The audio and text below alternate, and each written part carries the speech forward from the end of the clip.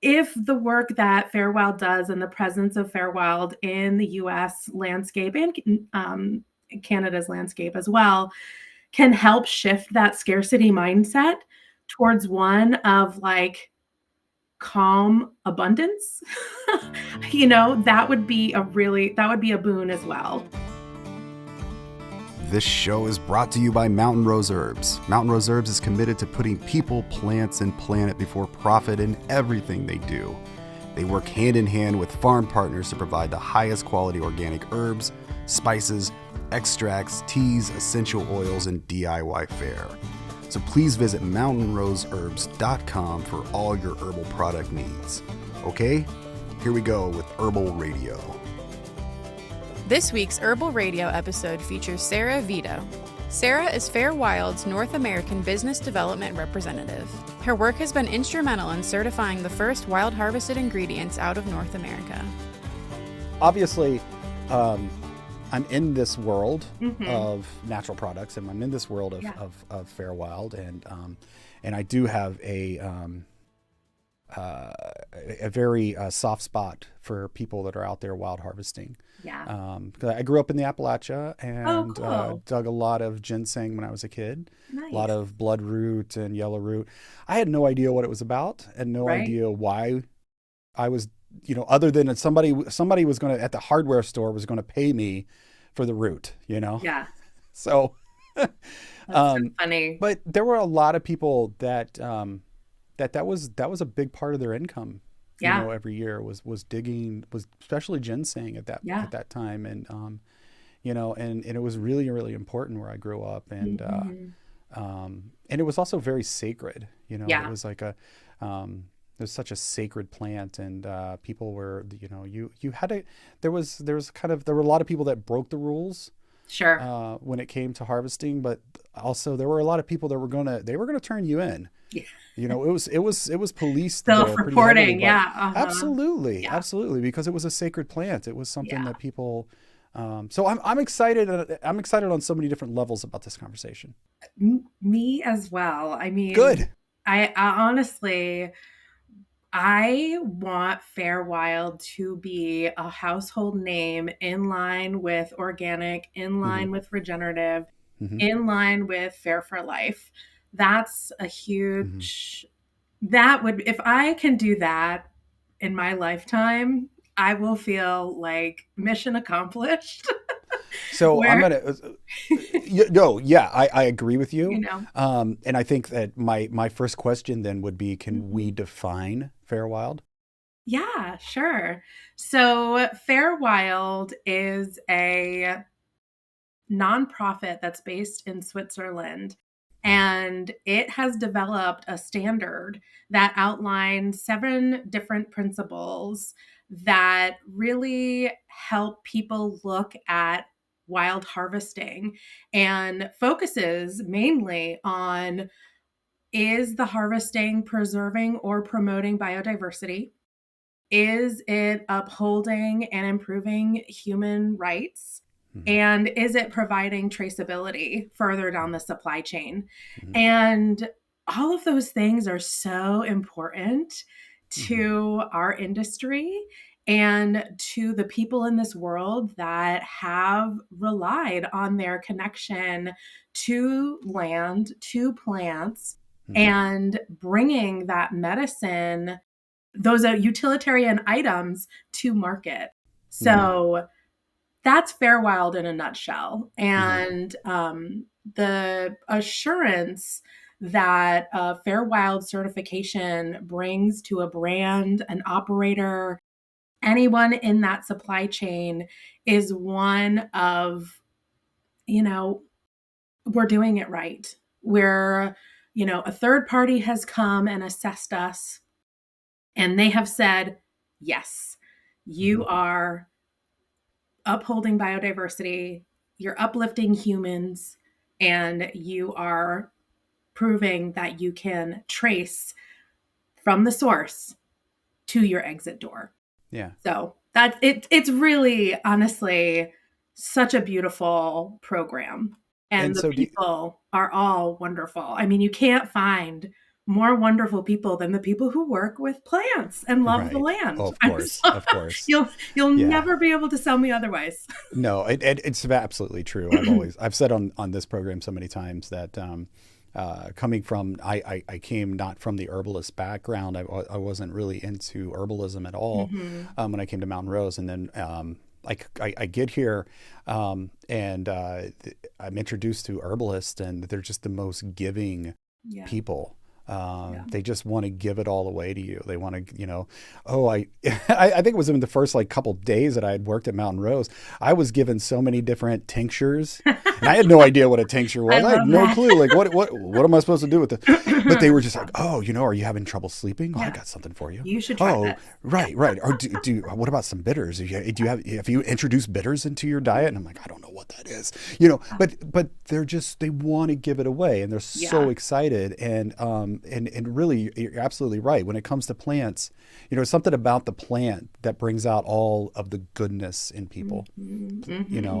Plant people are my people. Plant people are absolutely the beautiful plant people out there. That's that's who we're catering to, obviously, in this podcast and with Mountain Rose Herbs. And it just couldn't be a better group, really. Yeah, I agree. It's fantastic. Completely. So with FairWild, obviously, you're a certifier, but do you also consider it to be a watchdog group as well? That's an interesting question. I wouldn't say so. I would say that, are there people that are watching? Yes. But we would never, I think I used to work for Greenpeace. And so I consider Greenpeace a watchdog group more than FairWild. So Greenpeace is, proactively going after bad actors. Yes. And FairWild's not doing that. FairWild is more like, if we see smoke, we're going to go and investigate the fire and see how we can help, quell those flames and, help maybe regrow in that burn scar. That's more like how I would describe FairWild. Yeah. Okay. Yeah. So can we talk a little bit about the certification process? Sure. I kind of want to get, I feel like there's so much that we're going to talk about. And I feel like if we can, for the people listening, really giving them, now you gave an amazing definition of what FairWild, but maybe it's we'll continue with trying to define it a little bit further and we'll kind of dig down into what it is. And then we can really, after that, I think we can start talking about, impact. All of that stuff that excites us and the impact that it makes and that sort of thing. So. Yeah. Happy to explain certification. So what's different and unique about FairWild in the certification side of things is that we're not certifying a company. We're certifying the plant itself. So we're certifying that this particular plant, we can use American ginseng. This particular plant is being harvested in a way that does not damage the population. Maybe even, in fact, it's harvested in a way that increases it. It doesn't damage the biodiversity of the landscape. We look at the landscape of where these herbs come from. And then we look at the people who are doing the harvesting. Are they being paid a fair wage?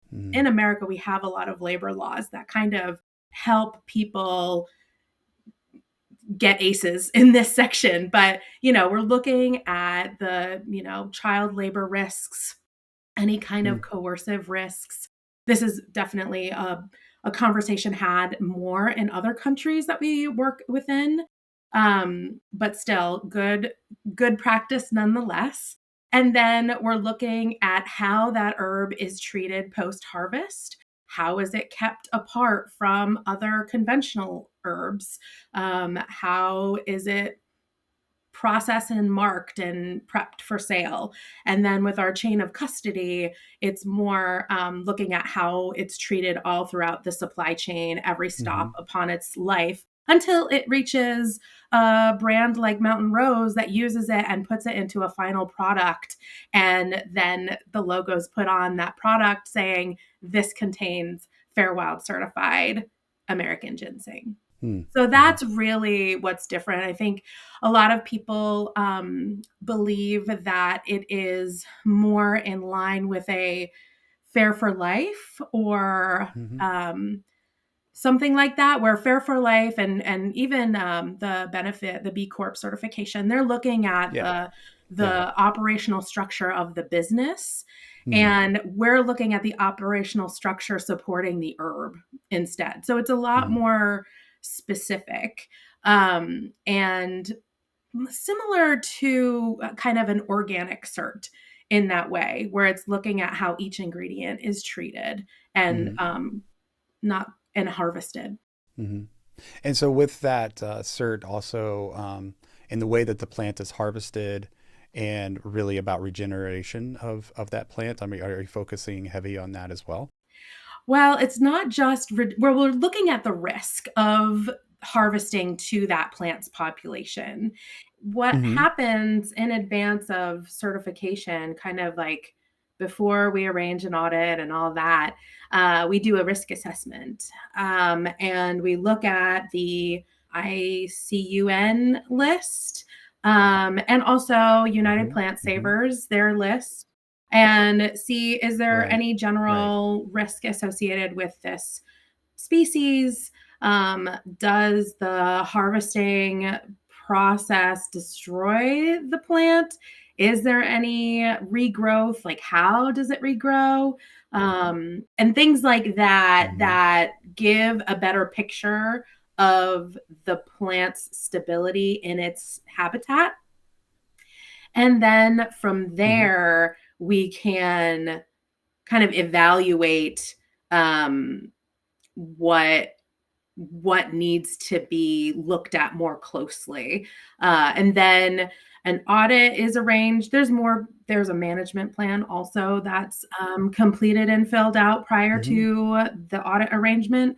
But then an audit is arranged by a third party we arrange the audit with a third party to visit the site during harvest time.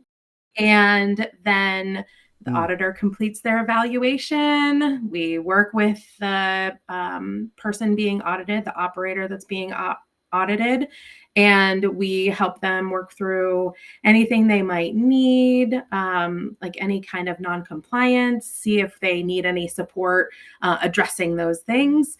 And then they get a certification, barring, barring audit results. So it's a really great and thorough process. We also recently launched micro enterprise audits, which are for specifically smaller enterprises that don't have a lot of time to dedicate to a multi-day in-person audit, and also don't have the admin capacity to complete a mass amount of paperwork that our standard audit process or the standard audit process demands. It's still very thorough. It's remote, but that is a way that we have tried to extend our certification to folks that might have previously thought like, oh, I'm not big enough for this. And that's the same certification. It's like literally carries the same weight. It's the same certification, because we still do the risk assessments. We're still asking for like these poignant details that will tell us if the land is being taken care of, if the people are being taken care of, and that you're providing traceability for further down the supply chain.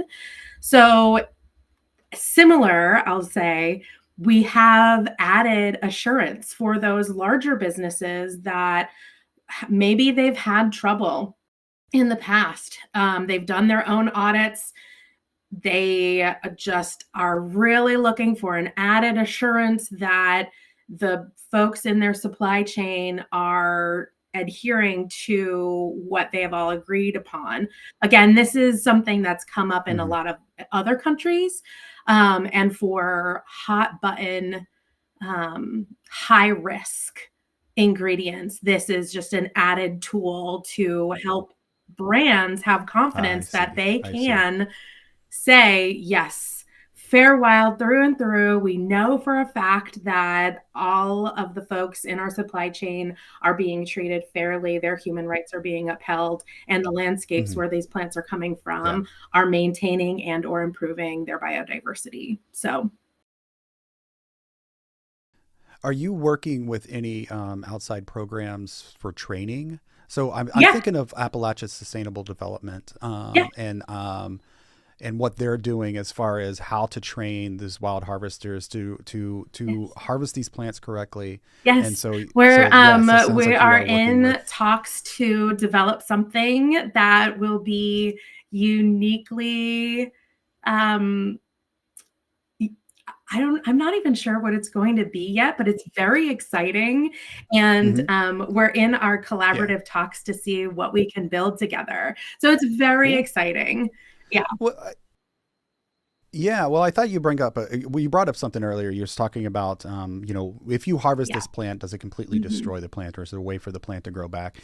I'm thinking ginseng, obviously, you dig up the root and that plant is gone. But if you dig up the root at the right time when the berries are red and ready to be harvested, and then you're able to then take those berries and plant them, you're able to propagate this plant throughout. Fantastic. I'm also thinking about like OSHA, that we're showing that harvesting of OSHA can actually help the plants. Like there's some studies out there that are showing that it actually there are definitely some plants that you can tell evolved with us because they rely on or evolved with some sort of animal that's like eating them, and then they're like, yes, I need that. I need to be if you think about it, I mean, there's so many studies out there that have shown that indigenous people were living in cultivated food forests.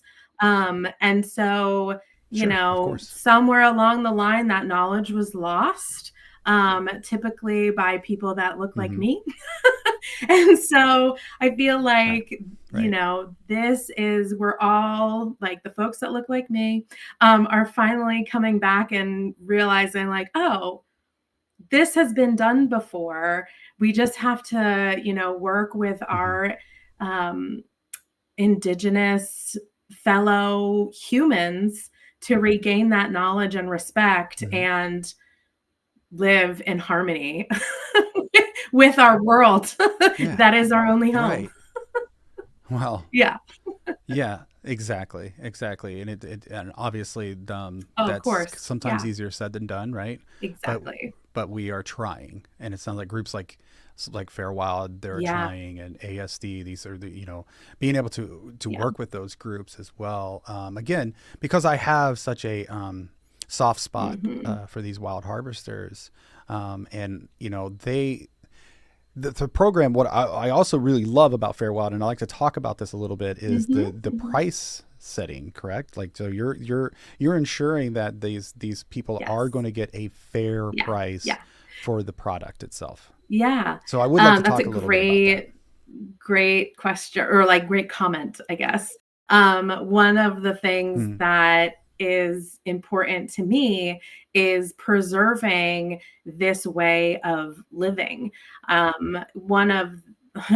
talk about the plants, but also wild harvesters are an endangered species in of themselves. There's not a lot of Absolutely. I'm sorry, I shouldn't say there's not a lot of. There's a lot of incentive to urbanize. And urbanization is a hard thing to fight.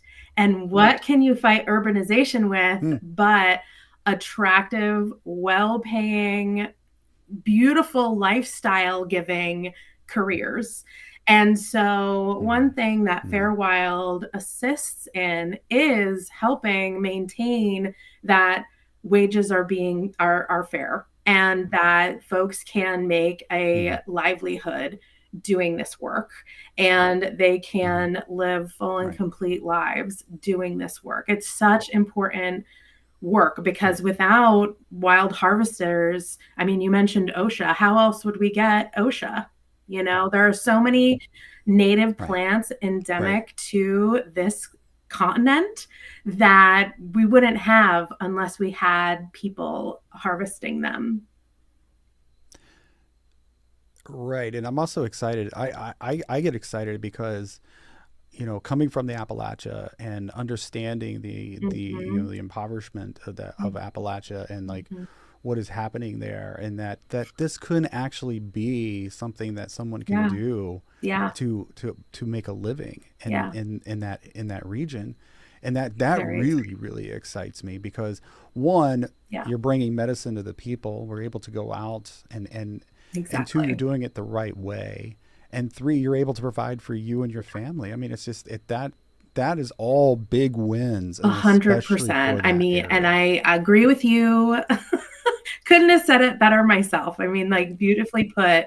It is just like so integral in this conversation to talk about the impacts, not just on the plants and the land, but the people themselves, and the hope that it gives that, like, oh, okay, there are people and businesses out there that are willing to pay me what I'm worth to do this, to get this material for them.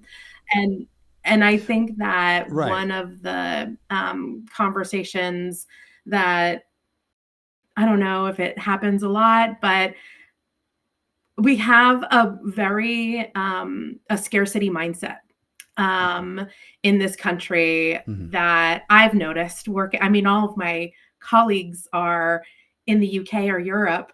And I was talking with somebody recently, and this person was from the US, and they were talking about competition, and they just kept bringing up competition. And one of my colleagues was like, I don't understand why they keep bringing up competition. Like, there's plenty of market share for these things. And I was like thinking about it, and I realized, like, oh, I think that's our culture. I think that's our culture. And so, absolutely. Absolutely.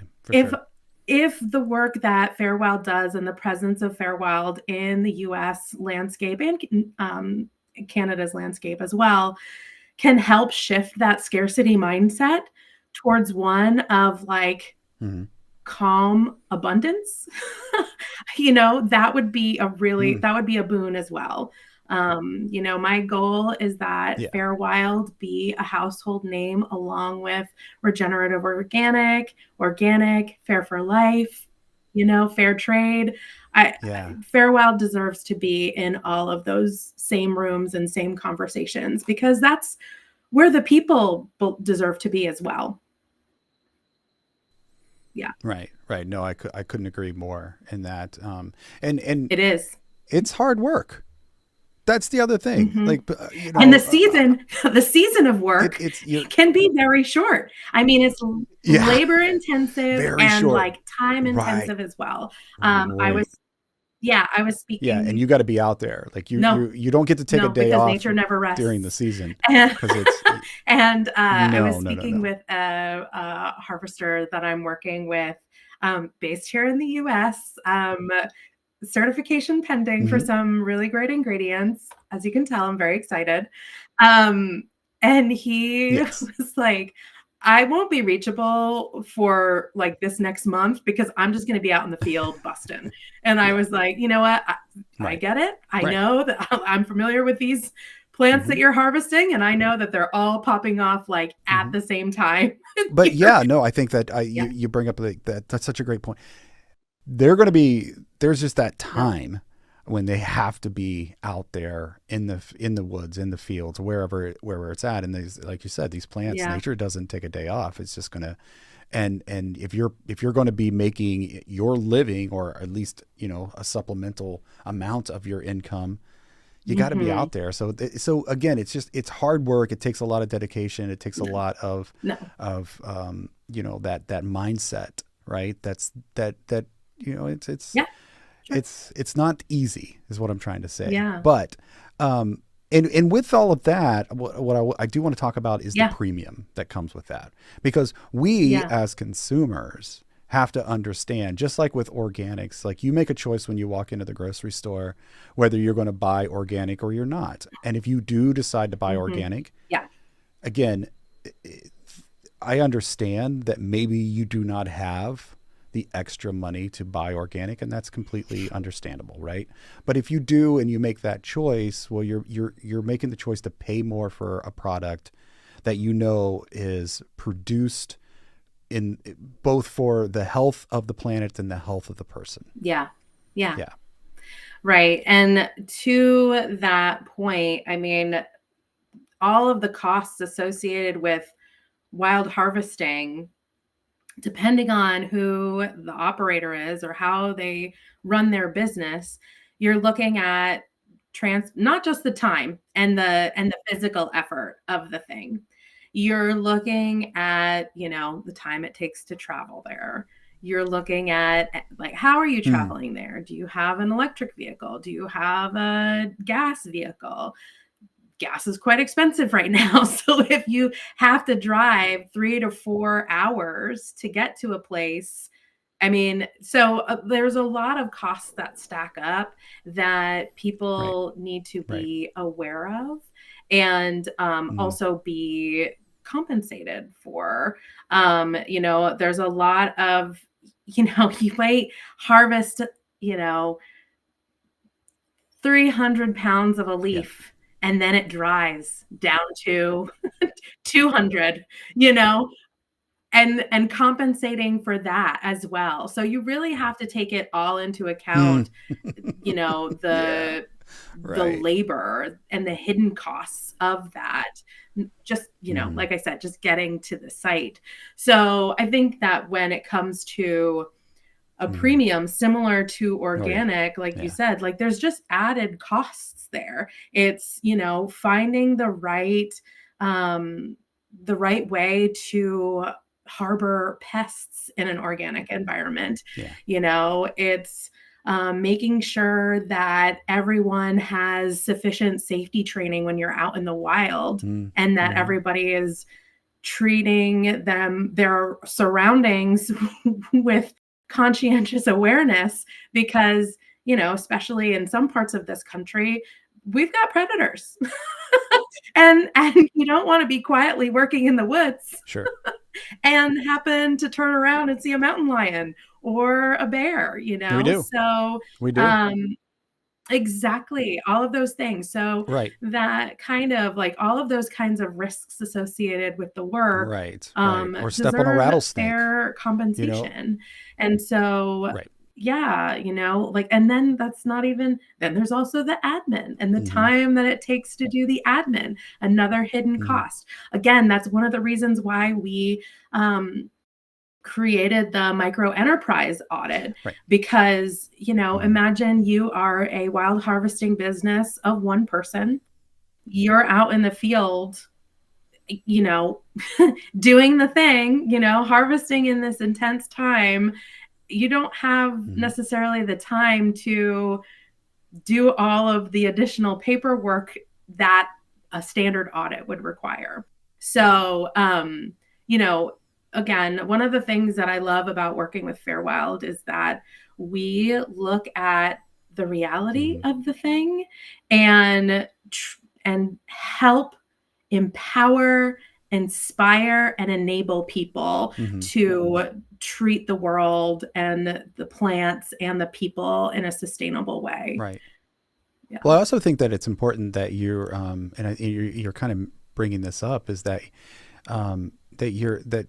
you're giving them a very transparent view of what it is that they're about to do, right? So in the sense of like, here's what we can pay, right? And this is, and then they can make the decision, is the cost worth it?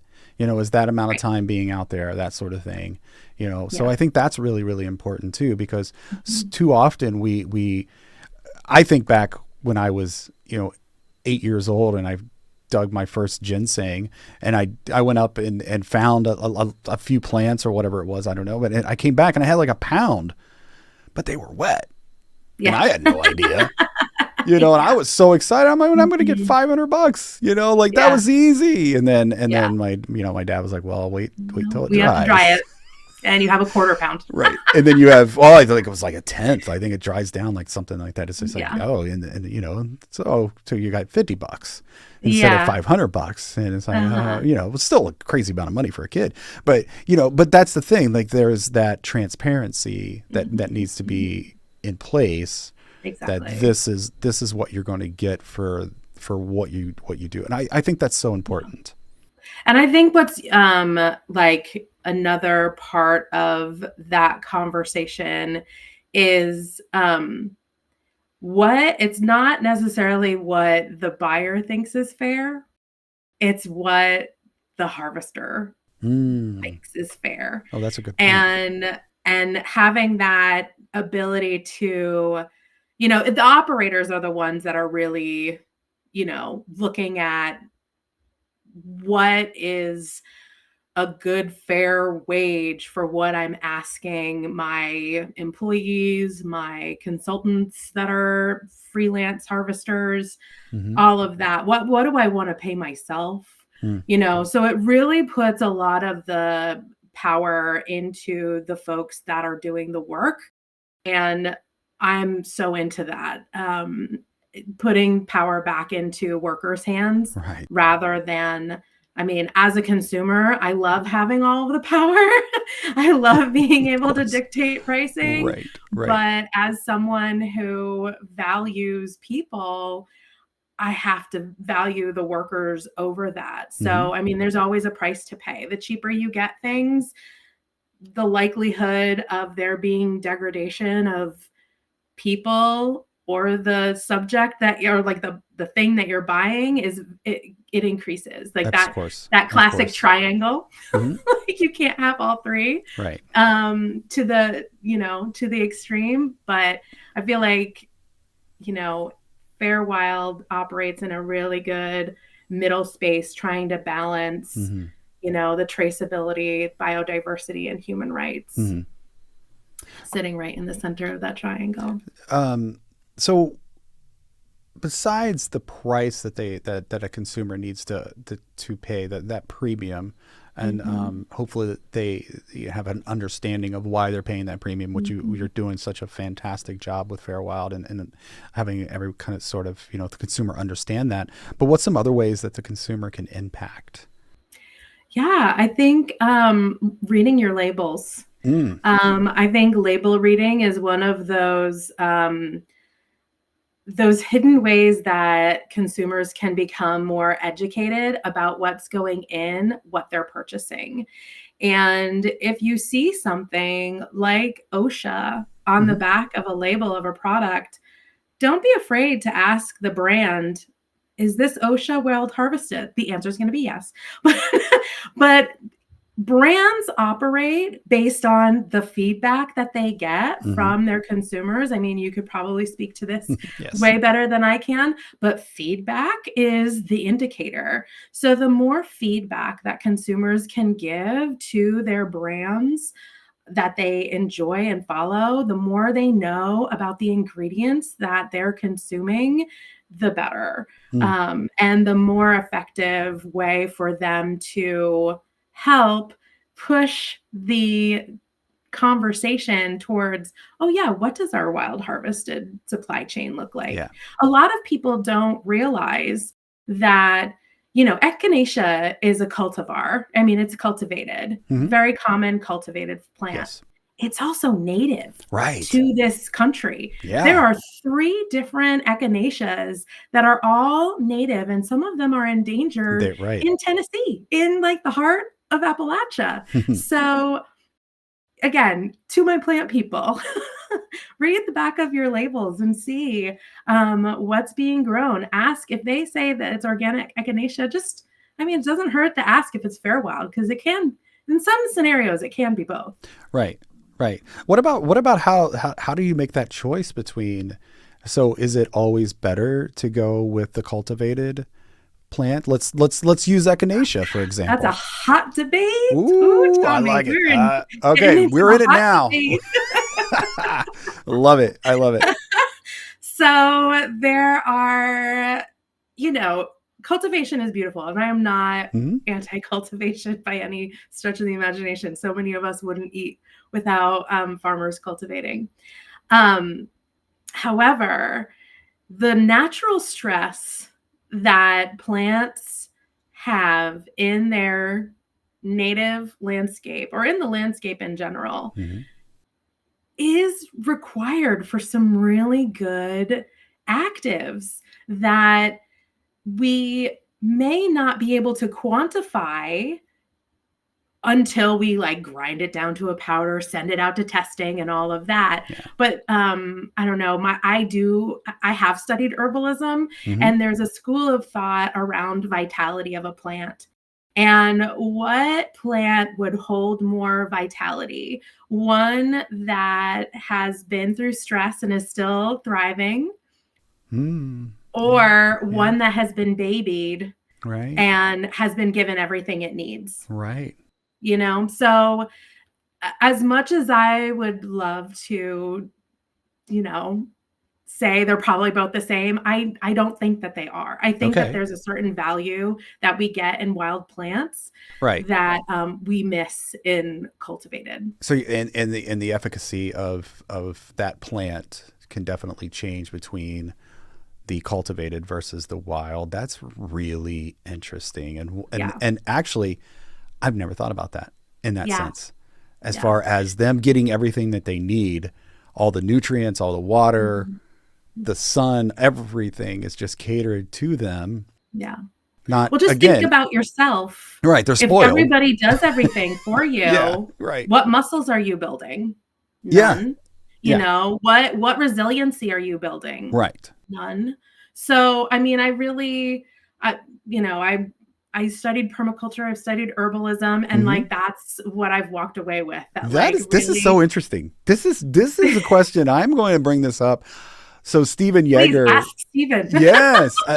I was just thinking this is the perfect question for Stephen. I will ask him, and I will in one of the upcoming shows, I will actually, hopefully, because I always record the intro after, so maybe I'll have time to talk to Stephen between now and recording the intro, and so people will already know this listening to the show. But I really want to know his thoughts on that, because I think that's such a beautiful question to ask. But I think that there's this idea. I mean, so cultivated versus natural in the this monocrop and what it can do to the environment. Again, I am not saying that we are obviously pro cultivation of plants, and we sell a lot of cultivated plants here. Yeah. And when it's done correctly, it's amazing, right? Yeah. But it's like anything else, it can be incorrectly done and have a detriment to the environment and possibly even the people. Yeah. So, I mean, if you're working with a farm that inputs rather than rotates, if you're working with a farm that, maybe doesn't split their rows as often to provide that biodiversity. Right. Yeah. I mean, I again, not not at all. But then this brings the means, but I am pro biodiversity. Right. And like my upbringing in studying permaculture just like leans towards that no matter what. Well, I got another good question for you. How do you feel about regenerative organics? I love that. I mean, I heard, that's so funny. I remember hearing about regenerative organic just around the time that I was studying permaculture, and I was like, yes, that's it. They're getting it. It's coming on. And I was so excited for it to sweep the country and totally turn how we farm on its head. And I think it's happening slowly but surely. But I thought it was just going to spread so quickly because I also come from the background of climate change is real. And we should be doing things to build resiliency of our land. Right. I think it was Well, even if you don't agree kind of with around climate, the same time that Kiss the Ground came out. right, exactly. But even if you don't agree with like climate change, let's say you do not think that, maybe you think that humans didn't cause climate change, and that's, I'm not going to debate that on this show right now. But what I do think is that nobody is going to say that putting nutrients back into the soil is a bad thing. That's a tough stance to take, right? Yeah. So even if you're saying, well, it's not going to change climate change or whatever, it's still going to have a positive impact on the soil, on the planet, on the plant, and on the people. Exactly. Right. So you're absolutely, I agree with you completely. Right. I think that a lot of those logical arguments can be made outside of impact on climate, microclimate, atmosphere, etc. Right. Choose your hot button word. Well, I think it's the same as like, organic versus, just standard farming or conventional farming or whatever you want to call it. I think anybody's going to say the less chemicals we put into our body, probably the better. Right. Yeah. I think that's, I think anyone's going to agree to that.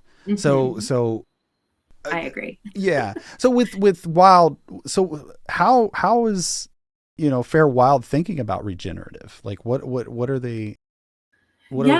So, I mean, regenerative organic is still a certification that focuses on cultivation. And we are not, I mean, once you get into kind of that monocropping area, that's where you lose FairWild.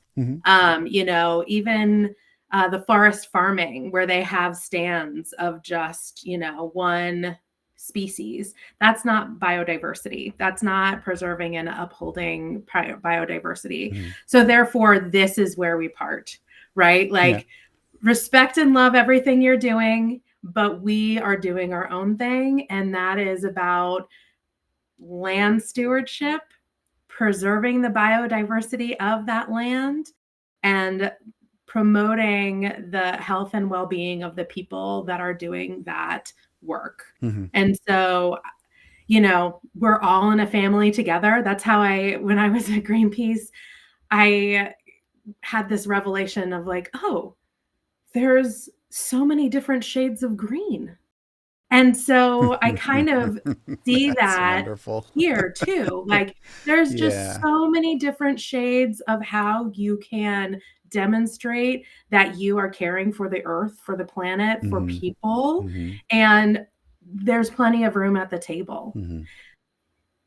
We can all do well for our fellow humans and the planets the plants and animals that we share our earth with. Right. And maybe this is a little naive line of questioning in the sense that maybe it's something we don't even, it's not thought about because it's not necessary, but is there any application to regenerative when it comes to FairWild in the sense of being able to replenish the forest or replenish the soil that you are taking this crop or this plant from? So when we work with operators that do some sort of regeneration, not putting inputs into the soil, but maybe they're splitting rhizomes and replanting those rhizomes. Maybe they're planting the seeds, scattering seeds. Maybe there's a stand of one species because another species was over harvested, and they might bring in that species to create biodiversity in that stand and hopefully generate more for them to harvest. Conversely, there's, a question of invasive species. And it's eradication from the landscape to promote the biodiversity of the natives that grow there. So it's like I said, I mean, we embrace certain aspects of regeneration that apply to wild landscapes. Mm-hmm. But like I said, like once it gets to we're cultivating so that we can have a monocrop, it's, oh, no. That's where you go forest farming or certified, right. Certified, what is it? Forest grown or something Forest like, grown I think they do certification. specifically Yes. Right. monocropping in forests. Right. Well, So they can. I mean, I've been to, we buy from a place in Pennsylvania that is forest grown certified ginseng. But it's just one or two, I believe it's two gentlemen who have over the years have just planted a lot of ginseng on that. Now the forest itself has every other plant that you would see in Pennsylvania. Right, in the mountains of Pennsylvania, but it just has an overwhelming amount of ginseng. Yeah. Now, maybe there's an argument to be said, oh, that's too much ginseng and it's having an effect on other, I don't know, maybe. Yeah, maybe. right. But and that's where a risk assessment would be employed, Tommy. Right, exactly. Yeah, so I think that back to your point, but of that, like yes, that is where that sort of separation thing happens with FairWild. So FairWild, when I think of FairWild, I think of a lot of the programs that are happening, let's say in overseas, right? Yeah, sure. Mm-hmm. And that's where we started. So right. It hasn't been until recently that we've really kind of focused on these U.S. FairWild. Oh, there we go. Let's talk about that. I do want to discuss that a little bit. Yeah.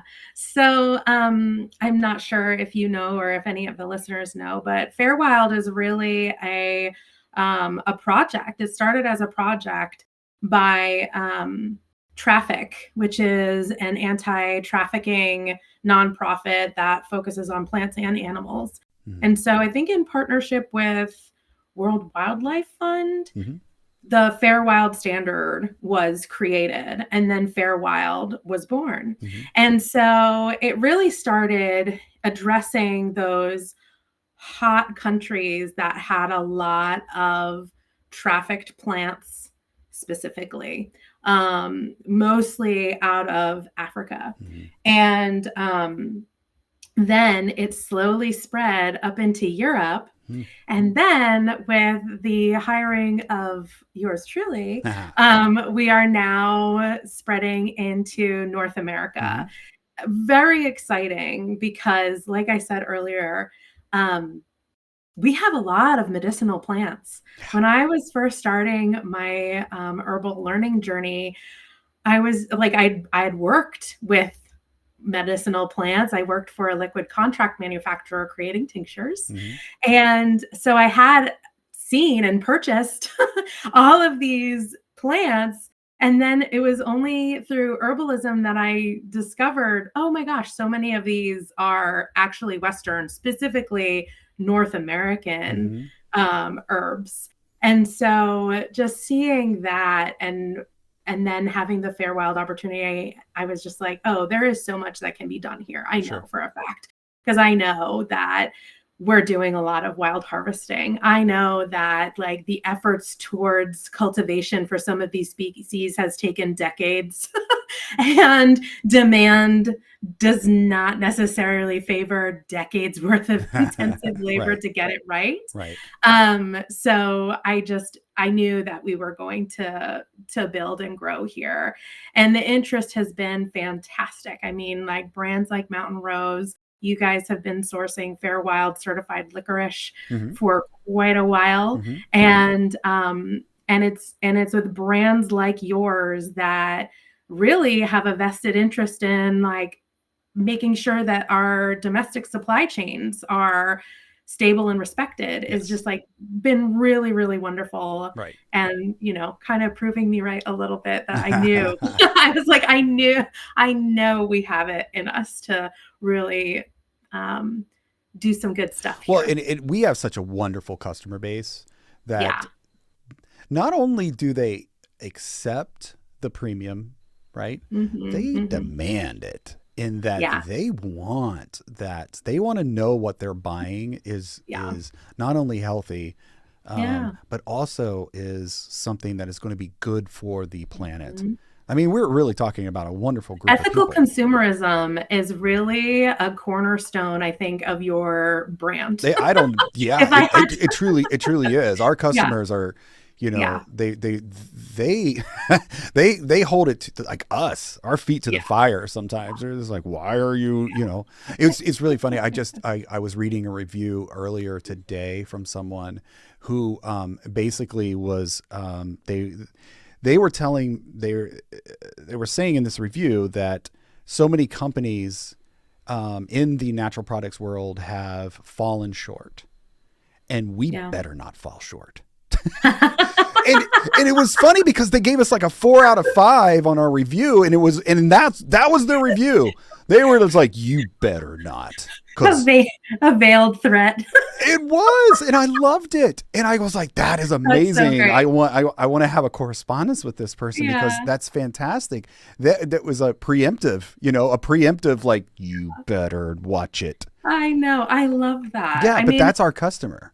And that's like, back to your question, what can consumers do? Like, that's the power. Right. That's the power of, like specifically the United States. Our culture is the customer's always right. Mm-hmm. And we have a high focus on our consumers, and we want to do what they want us to do. Yeah. And so the more people generate questions and place demands on their brands and say things like, I'm going to stop buying, like boycotts work. I'm going to stop buying. Sometimes they do, yes. I'm going to stop buying until you get this certification or you respond back to my answer. And I'm going to tell all my friends and all of that stuff. Right. I mean, it's the one right that we have been given so freely as consumers that if you want to see a change, I mean, that's a really good way to use that power. Right. Well, and I say it unfortunately there because I think that sometimes the boycotts can actually be in the other direction as well. Yeah, absolutely. Yeah. Absolutely. Yeah, and you see that happen and you're like, oh no, that's not, that is not okay because, that goes back to the education aspect of it. Exactly. And having that conversation and, not coming in with guns a-blazing. Well, I tell you what, having a conversation. If we're doing something wrong, one, please tell us. Yeah. And two, if we don't correct it, then boycott us because that's who we are. But I guarantee you, we're gonna do what's right because that's what we care about here is doing the right thing and working with groups like FairWild is so important to us because that way you're also there to hold our feet to the fire and say, no, you've got to do it this way. Like you can't sell this product unless it's done correctly. Right. And that's the beauty of a third party and like a logo, right? Yes. There are a lot of brands out there that are doing the right thing. Mm-hmm. And they are not getting the third party logos because they think their customers don't care to see the proof of it. Yeah. They're happy to trust the line. Maybe it's me, but I love a logo. Because I know that a logo means that you have dedicated time and effort to looking at this part of your supply chain, looking at this aspect of your business, dedicating a resource, resources towards completing that paperwork and like organizing the information that needs to be submitted to be evaluated. So maybe it's because I worked with organic certification and Benefit Corp certification that I respect. I respect that. Well, we always we say here, that we're problem solvers. Yeah, love that. And that's what we're trying to do is solve problems. And one of the problems that the consumer can have is trying to how do they know that what they're buying is okay, and how do they feel good about that sort of thing? So by taking the sort of that legwork out for the consumer, like they can look at those logos and know, oh, they've put in the time and the effort to make sure that what they're selling, it just makes it easy for the consumer. And the easier that you can make something for the person you're selling something to, the better off you are. Now, the other side of that is that it's a lot of work on us. You know, it's 100%. A lot of work. It would be easier to just sell conventional, you know, products, and it would be easier to those shortcuts. And and sometimes I don't know, but I think that it could be more profitable as well to just do that. But that's not what we're after. We're not after the profit. We're not after the shortcuts. We're not after trying to do it the easy way. We want to go to sleep at night knowing that we're making a difference and that we're not destroying this planet. Right. You know, to line our pockets with money. That's just not right. You know, and I think. Yeah, sorry. No, well, I was just saying I can never work for a company that does that. Right. Same. Yes. But what I was going to say is that, kind of to your point, or to underline it a little bit, is that attention almost always lends to higher quality. Yeah. Right. And I know, you know, in my old life, I was a purchaser, and I purchased often from Mountain Rose Herbs. And, man, I mean, there's no comparison quality wise. Yeah. I mean, we would know. You could buy lavender from multiple different houses. Yeah. Right. And you'd know which one was Mountain Rose. Well, it makes my job as a marketing and brand, you know, in that world, it makes my job so easy. And I've said that from the beginning. I was like, oh, I got an easy job in that sense. Like we have such high quality product. It's you know, all I have to do is put it in front of the people, let them just try it in their own. I know. Right. So, you know, I appreciate that very much, you know, the hard work that goes into making sure that we have that quality. But again, it's I go back to this, it's working with people like you. Yeah. Oh, thank you. Yeah.